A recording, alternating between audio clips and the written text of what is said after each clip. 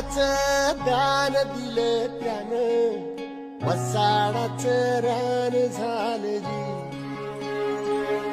अर मातीच्या पोटात अस्मानाचं बळ, माऊलीची लाज राखजी.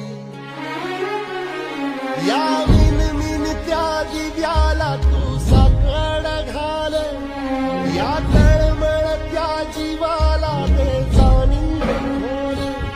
हे धग धगत्या इकाराला माईची ओल, रख रखत्या भुईला ते रामाचं मोल.